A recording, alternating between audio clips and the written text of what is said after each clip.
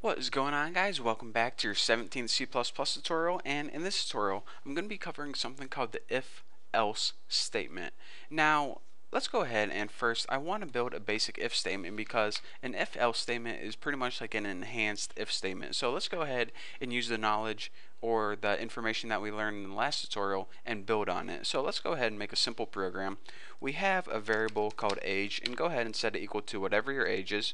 Now go ahead and make a basic if statement. Now if you remember from the last tutorial, all an if statement does is it runs a simple test. If that test is true, it runs a bit of code.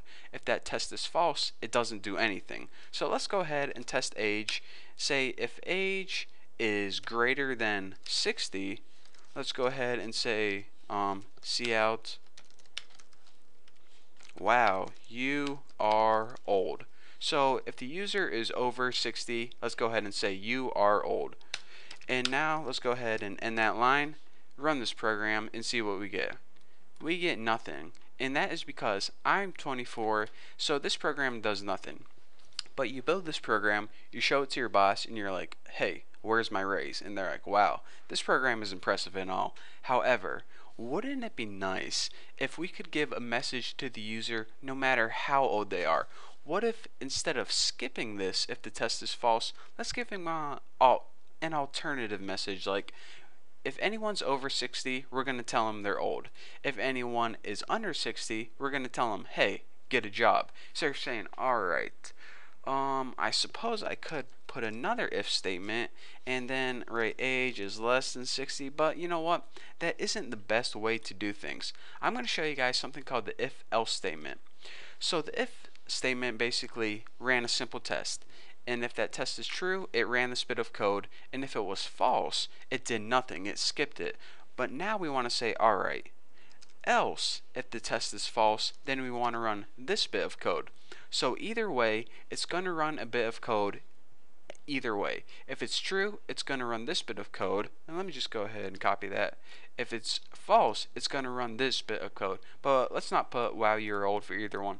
If they're under 60, let's go ahead and write you are young, get a job.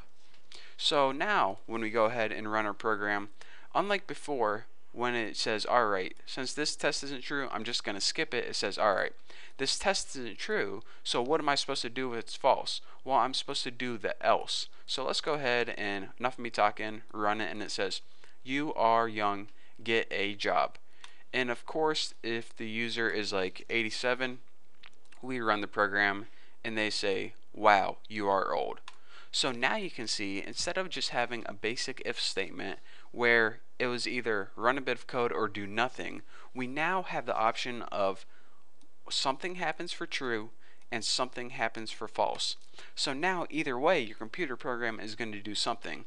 So that is the basics of an if-else statement.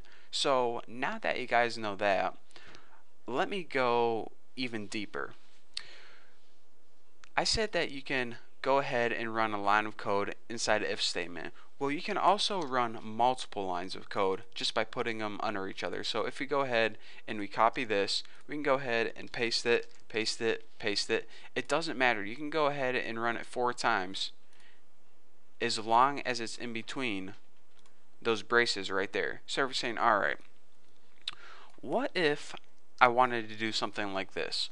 What if not only I wanted to check if they were over 60, but if they were over 60, I wanted to check if they were over 100.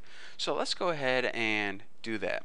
So what I want to teach you guys now is that inside if statements, instead of just running simple lines of code, you can also put additional if statements. This is called nesting if statements. So let's go ahead and say if, and remember, this code is only going to run if the user is over 60. So now we want to test if the user is over 100, and then we're going to write cout, why are you still alive? I know this is harsh, but hey, just trying to get the point across. So now let's go ahead and we'll run this bit of code right now. So our program is going to say this. Alright, if the age is over 60, which it is, I'm going to run this bit of code right here. And in this bit of code, I'm going to test if the user is over 100. Well, they're not over 100, but they are over 60, so nothing's going to happen. So we're going to run this, nothing's going to happen. But say our user was 178. Pretty old, huh? Well, we're going to say, alright, is your age over 60? Yes, so now go here. Is your age over 100? Yes, it is. So now run this bit of code right here. And we're going to go ahead and run it, and it's going to say, why are you still alive? Because, come on guys, let's face it. If you're 178 years old, you should be dead. Just saying. So now we begin to see how we can make complex tests and very complex programs. And I know that it's called nesting an if statement inside another if statement, but you can also nest an if else in here, and you can also nest another if in here. And what you can do is you can nest if inside of ifs as many times as you want. But say you wanted to test if the user was over 10, then over 20, then over 30, then over 40, then 50. Well, there's even a more simple way to do this than nesting 1,000 different ifs inside of each other, and I'll probably be teaching you that in the upcoming tutorials. But for now, what I want you guys to take away from this tutorial is, instead of a basic if statement where if the test is false, then it just skips the code, you can now add an else, and what this does is it gives it an alternative choice. And also, aside from that, you can also nest if inside other ifs. So that way you can basically test two things, and if two things are true, run a bit of code. So as long as you understand those concepts, you should be good to go. So for now, thank you guys for watching. Don't forget to subscribe, and yeah, if you have any questions, send me a message on my website, thenewboston.com, and I'll be glad to answer them for you. So thank you for watching. Don't forget to sub, and I will see you in the next tutorial.